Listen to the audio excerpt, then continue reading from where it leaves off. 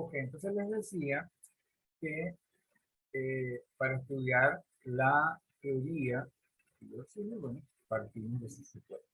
De los supuestos, recordamos que los supuestos son esas ideas generalmente que provienen de la filosofía y que se consideran verdades, que se consideran puntos de partida a partir de los cuales generalmente los teóricos construyen su teoría.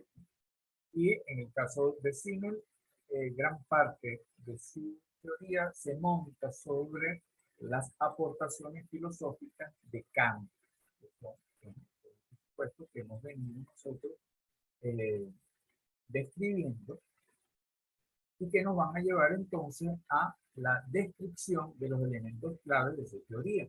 En este caso, Simmel monta su teoría sobre la noción de forma. Son las formas, son el fenómeno, lo observable, lo que se pueda observar, lo que se pueda describir y que de alguna manera te genera las condiciones para construir modelos que representen y expresen las regularidades del comportamiento de esa realidad construida por los seres humanos en la mutua accesibilidad. Vendría siendo lo de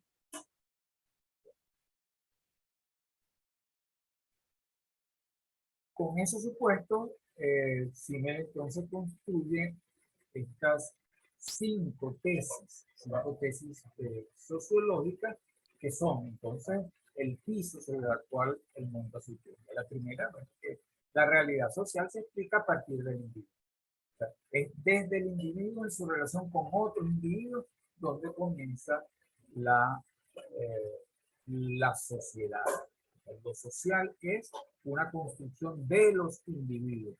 Y no debemos olvidar que estamos en un contexto histórico, finales del siglo XIX, principios del siglo XX, y que la ideología más importante de la época es el liberalismo, que reivindicó la existencia del individuo y el elemento de ese individuo que toma decisiones, de ese individuo racional. Entonces, Simmel lo convierte en una tesis.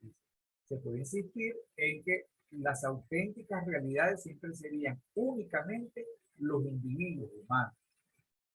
¿Qué nos está diciendo? Que lo que existe realmente son los seres humanos como individuos. Y lo demás es una construcción que siempre va en proceso, que siempre va en construyéndose y destruyéndose de manera constante. Y cada persona va construyendo en su relación con otros seres humanos la realidad a partir de la cual él mismo se comporta. La segunda tesis es que los individuos están vinculados por influencias y determinaciones recíprocas que se dan entre ellos, entre instintos y fines. Fíjense que está reconociendo, cuando habla de los instintos, está hablando de esa parte irracional del ser humano. Recordemos, como lo estudiamos con Weber, los seres humanos son seres duales, somos a la vez irracionales y a la vez racionales. Esa racionalidad nos construye como seres humanos. Y él entonces dice que esa influencia entre los seres humanos está dada en función de esos dos componentes básicos. Lo irracional, que viene por los impulsos de los instintos, y lo racional, que viene por la definición de fines y, por supuesto, de medios para lograr esos fines. A esta vinculación la denomina acción recíproca.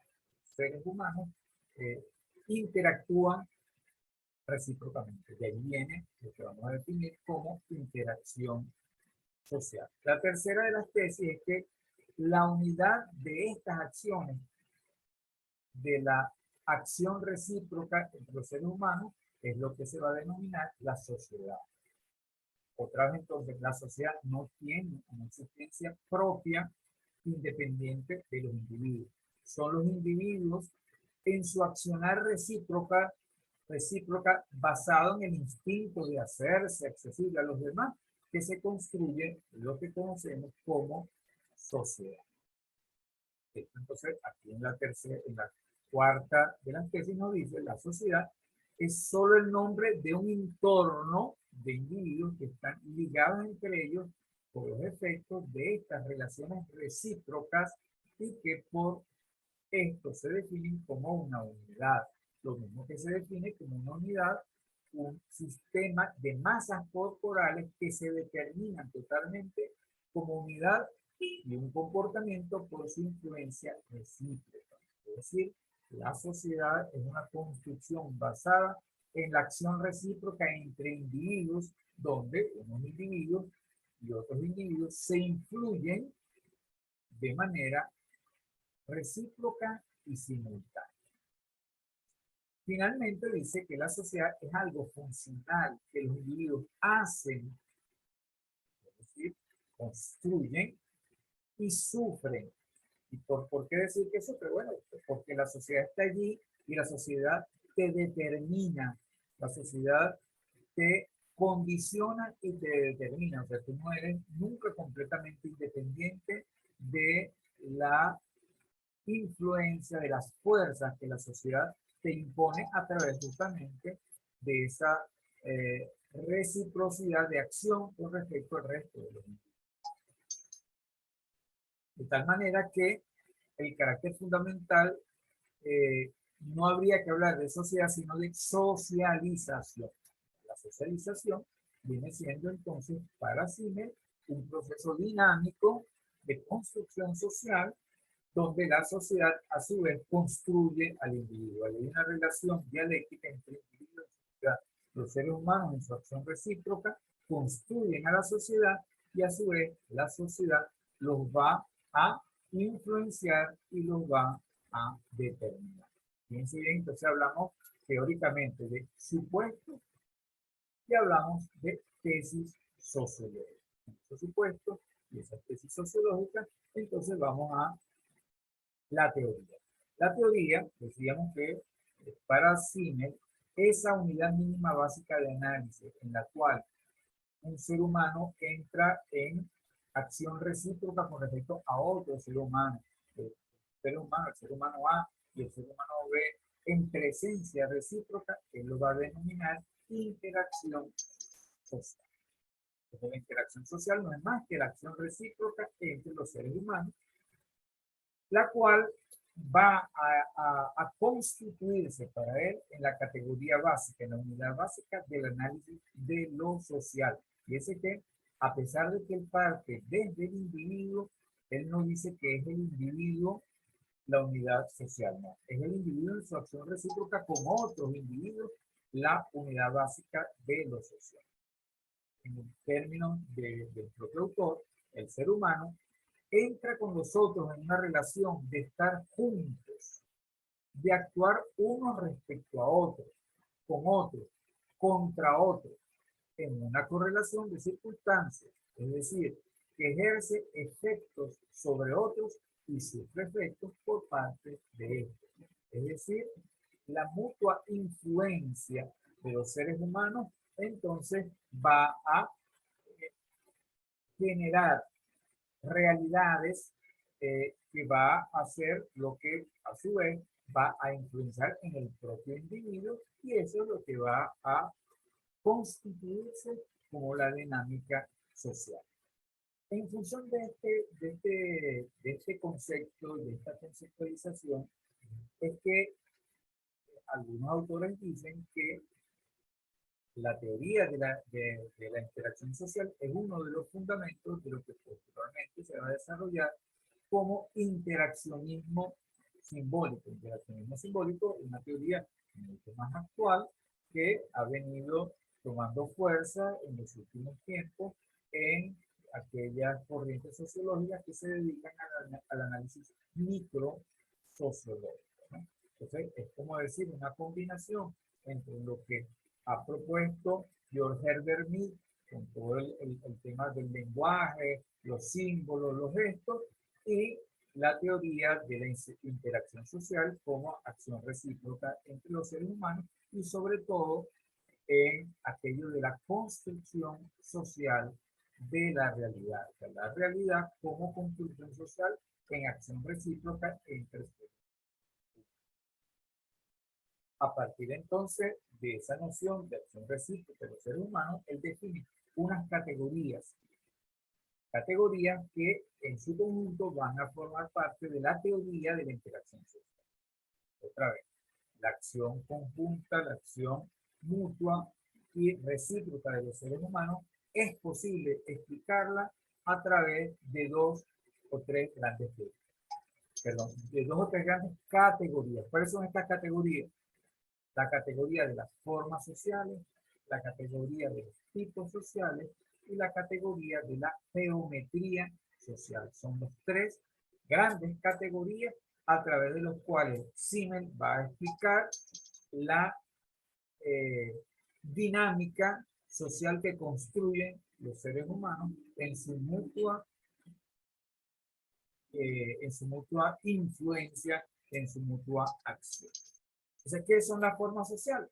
Las formas sociales vendrían siendo las formas o modelos típicos de interacción social o de socialización. ¿Qué quiere decir esto? Quiere decir que los seres humanos entramos en relaciones, pero cada una de esas formas de relación social va a tener una distinción. Los seres humanos aprendemos a relacionarnos con los otros de acuerdo a las características propias que tenga ese tipo de interacción. La relación padre-hijo, la relación entre novios, la relación entre esposos, la relación entre cliente y comerciante, por decir algo. Entonces, cada una de esas relaciones entre los seres humanos va a ser denominada por él forma o modelo típico de interacción social. Y él, a través de la fenomenología, va a explicarlas de manera profunda y va a construir sus categorías de manera típica. Aquí vamos a explicar algunas de las más importantes que él explicó en su teoría. Subordinación, supraordinación. Fíjense bien, aquí hay una complementariedad entre dos formas de interacción. La forma de interacción de supraordinación es la que se construye desde abajo hacia arriba en una relación jerárquica. Es decir, en una relación jerárquica donde un ser humano tiene capacidad de dominio sobre otro ser humano, desde el dominado es una relación de subordinación. Algunos de ustedes ya trabajan y lo saben, bueno, están en su relación con el supervisor, en su relación con el jefe, ustedes son un subordinado. La forma de ustedes hacerse accesible a ese superior se hace de manera subordinada. Eso implica una manera de mirar, eso implica una gestualidad, eso implica un modo incluso de entonar la voz.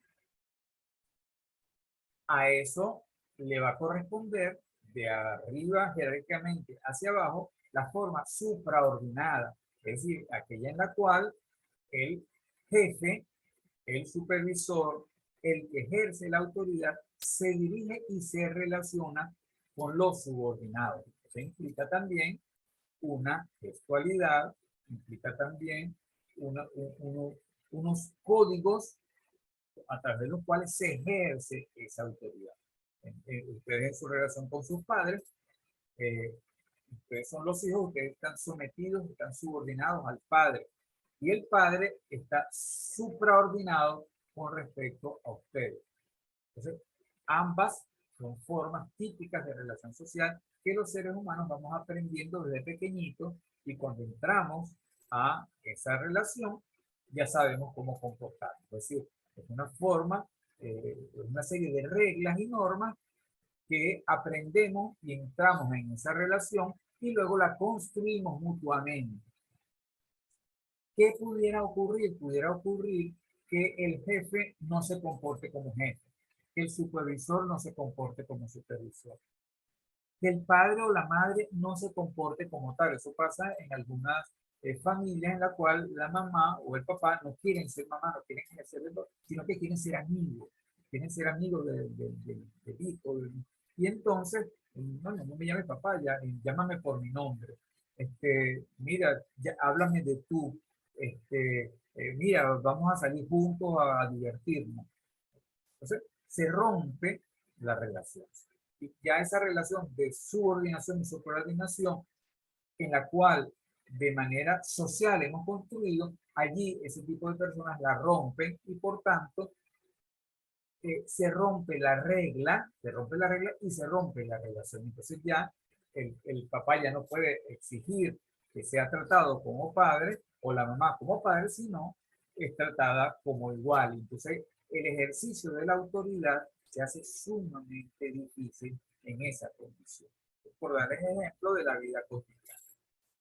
Otros ejemplos de formas sociales típicas, el de comercio y compra-venta. Entonces, él va a ofrecer, hace papel de comerciante, ofrece, y el que va a comprar, o el que tiene disposición a comprar, hace el papel del cliente. Es como cuando ustedes entran a un establecimiento comercial y ustedes entonces colocan unos gestos, colocan una serie de modalidades de comportamiento de la persona que tiene la disposición de comprar. Me dice aquí, Luisa, se parece el análisis transaccional entre comportamiento padre, adulto, niño. Efectivamente, desde el punto de vista psicológico, hay teorías psicológicas que están muy, pero muy influenciadas por este tipo de análisis de finales del siglo XIX y principios del siglo XX y que se han convertido en teorías sociológicas. Entonces, aquí nosotros no nos conocemos personalmente, nos pasaba mucho cuando estábamos en clase. Le voy a poner un ejemplo de cuando nosotros íbamos a la facultad, estábamos en el salón, y entonces en el salón el estudiante, ustedes, entraban en una relación conmigo, yo soy el profesor, ustedes son los estudiantes. Desde mi perspectiva, yo soy la autoridad en el salón, desde su perspectiva, ustedes son los subordinados. Y estamos en una relación profesor-alumno, que es la relación típica de aprendizaje. Pasaba mucho que algunos de los estudiantes, al salir de clase, ellos vendían cosas. Había chicas que llevaban prendas de vestir o prendas de zarcillos y ese tipo de cosas. Y entonces, al salir en el pasillo, extendían lo que tenían, lo que llevaban, y entonces ya pasaban de ser una relación de pares, de iguales, entre los estudiantes, a hacer una relación de comercio. Y entonces ya se convertía, pasaba de ser la eh, compañera de clase, o si me iba a ofrecer algo en venta a mí, pasaba de ser la estudiante a ser la comerciante que ofrece. Y yo pasaba de ser el profesor a ser el cliente.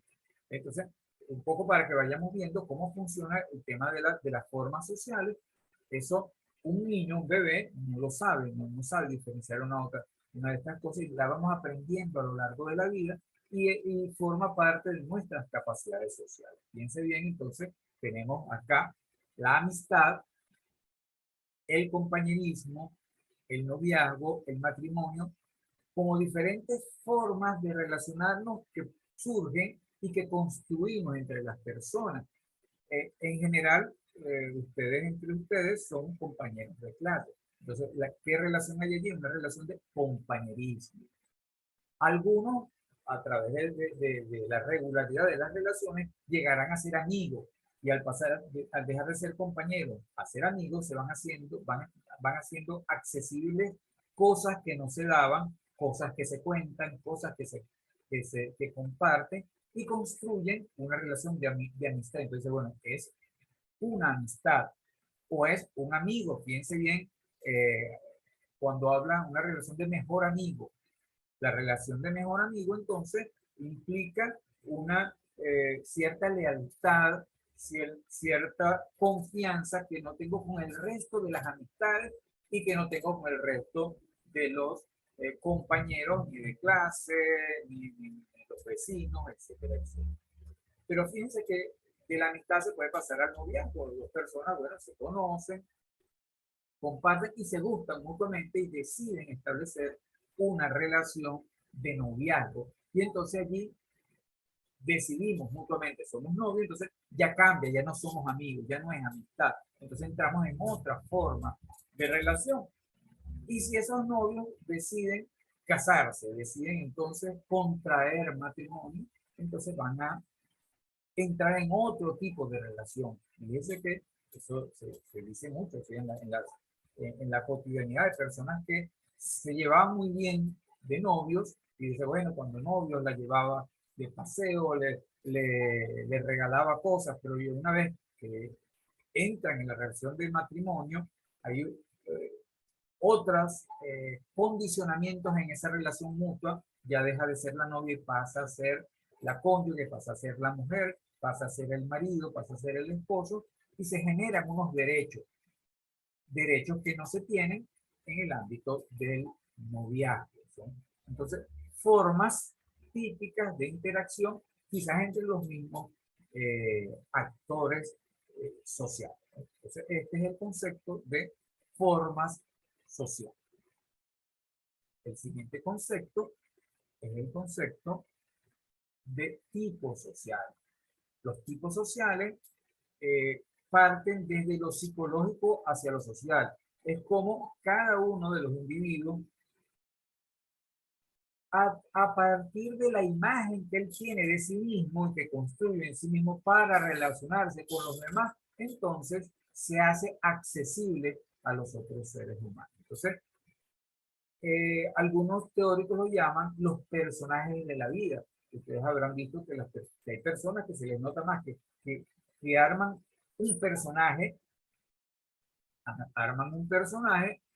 en su vida y se relacionan con los demás a partir de ese personaje. Ese personaje implica una forma de vestir, una forma de peinarse, una forma de llevar el cabello, una forma de gestualidad, ¿no? Los tipos sociales son entonces patrones de comportamiento que construimos los individuos para relacionarnos con los demás y construir a través de ellos relaciones con los demás desde esa apreciación que tenemos nosotros de nosotros mismos y que hacemos o tratamos de convencer a los demás de lo que somos. Y eso está justamente en el ámbito de lo psicológico hacia lo social. Esto que llamamos los personajes de la vida, dice que el autor construye teóricamente estos 5 personajes, hay muchos más. Cuando ustedes ven una telenovela, cuando ustedes ven un cuento, generalmente en las películas, estos personajes construidos, estos tipos de personas, generalmente son las que le dan vida a la historia. O sea, por ejemplo, el villano. El villano en una telenovela, el malo, el maluco. Eh, o en la telenovela la señorita inocente, ¿no? O el tramposo. En la comunidad la chismosa o el chismoso. ¿verdad? Entonces son etiquetas que construimos los seres humanos para relacionarnos con los demás y a veces incluso construidos colectivamente, porque a veces eso es como las etiquetas que le ponemos a las personas, eso que llaman sobrenombre, el mote que le pone una persona a otra en función de unas características resaltantes que tiene la persona. Vamos a poner un mote, la cuartico de pollo o el cuartico de pollo, lo utilizan mucho los delincuentes para su forma de relacionarse y de cómo quieren que los vean, ¿no?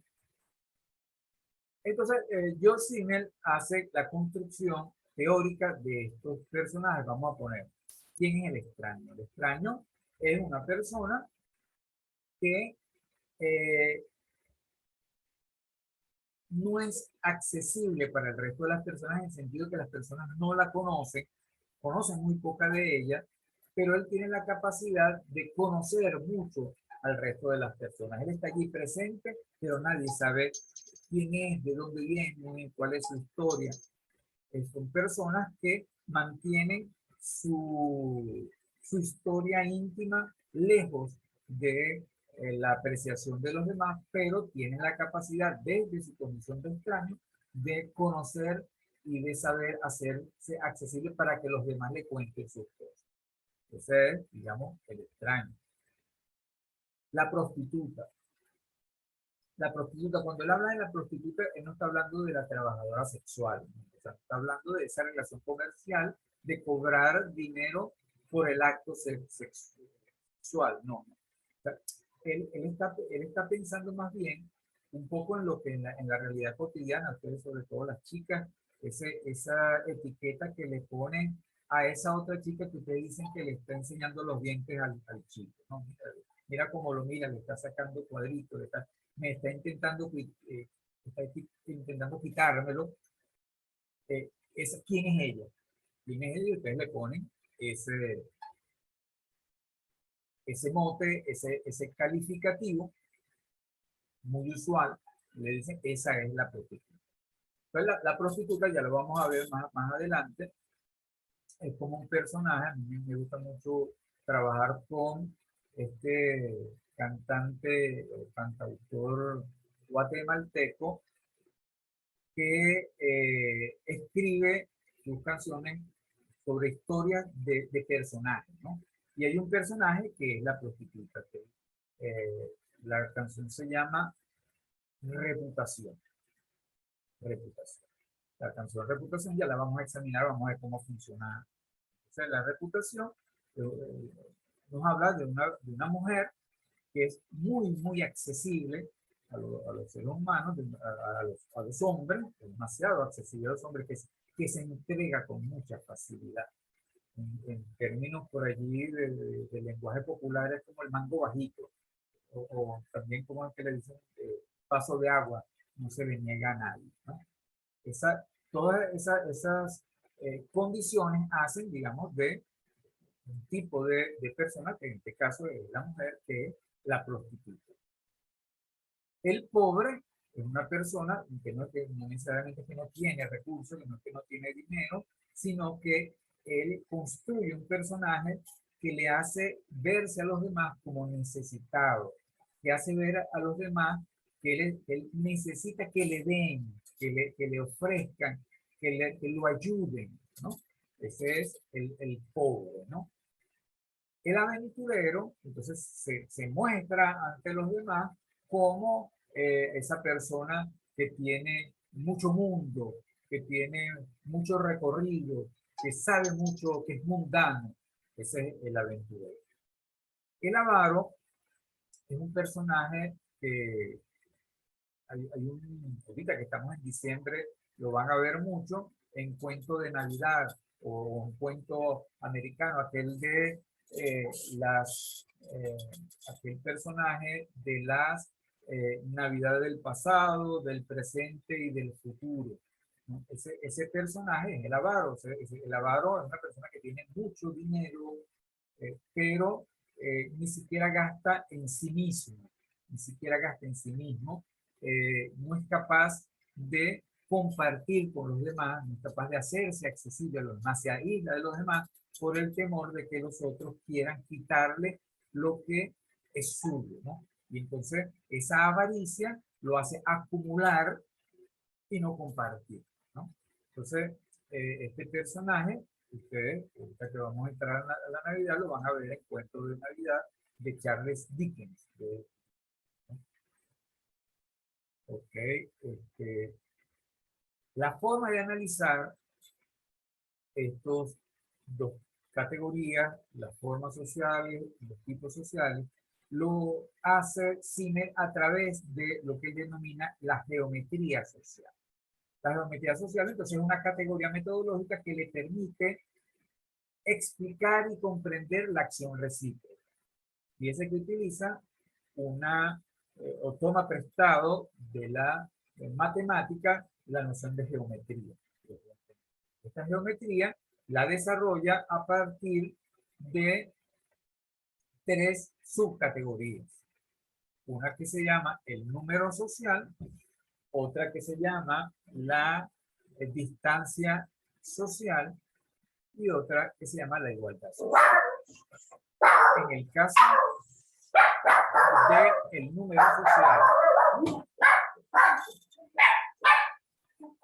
caso del número social,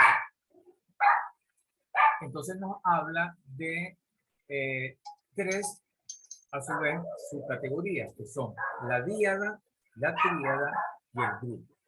La díada es aquel tipo de relación, aquella forma de interacción social que solo es posible a través de la presencia de dos personas. Es indispensable que haya dos personas. Por ejemplo, una pareja, un matrimonio. Un matrimonio requiere dos personas. Estamos hablando del matrimonio monogámico, ¿no? Porque cuando hablamos del matrimonio que no es monogámico, entonces ya es otro tipo de cosas. Pero la monogamia exige dos personas. El noviazgo, la novia y el novio, dos personas. Mejores amigos. Yo soy el mejor amigo tuyo y tú eres el mejor amigo mío. Dos personas. La tríada habla de tres tipos de formas sociales que requieren la presencia al menos de un tercero. O sea, que no es posible que se den sin que ese tercero se dé. Son ese tipo de relaciones en las cuales al menos tres personas se requiere. Por ejemplo, la traición. O sea, la traición requiere que al menos dos traicionen a uno. El secreto requiere al menos de tres. Al menos que dos se pongan de acuerdo para ocultar la información a un tercero. Y luego viene el grupo. El grupo entonces viene aquel tipo de formas sociales que se da cuando participan más de 3, 4, 5 personas en adelante. Generalmente, mientras más grande el grupo, se da la combinación de muchas díadas y tríadas. Ustedes seguramente lo habrán experimentado en, por ejemplo, una fiesta, una reunión, pero que hay muchas personas que están en el mismo sitio, pero no todas pueden tener mutua accesibilidad con todas a la vez. Y entonces generalmente se arman pequeños grupos de 2 y de 3 personas, o grupitos de 4 máximo, entre las personas que se van relacionando mutuamente. Entonces es lo que él llama el grupo social.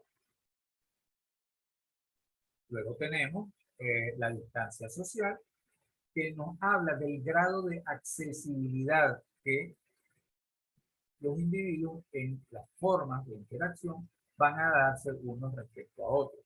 Entonces, ya tenemos claro que la interacción viene dada por la naturaleza social del ser humano, nos hacemos accesibles a otro ser humano. Ahora, ¿cuán accesible nos hacemos?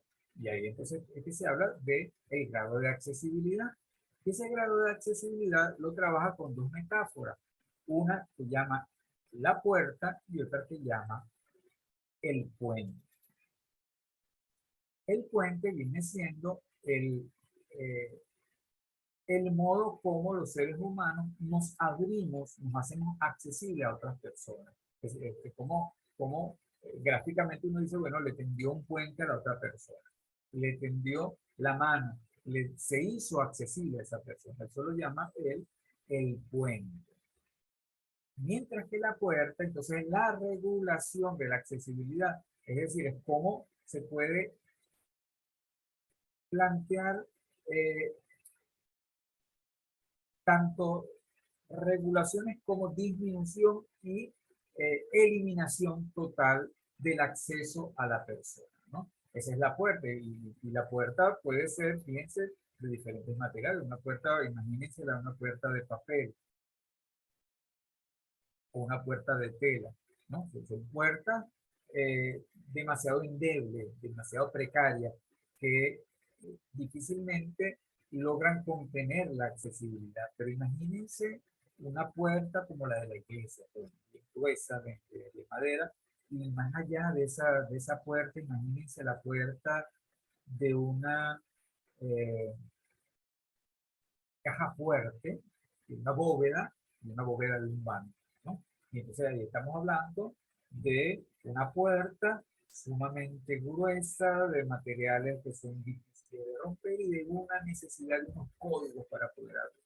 Entonces, la eh, distancia social puede ir entonces desde la mucha accesibilidad, hablemos en este caso la prostituta, por ejemplo, muy accesible, demasiado accesible, al otro extremo de las personas que no se dejan acceder, como es el caso del avaro. El avaro entonces entra en un extremo de no dejarse ser accesible a otras personas, mientras que la prostituta es aquella que está en el extremo de ser muy, pero muy accesible para las otras personas.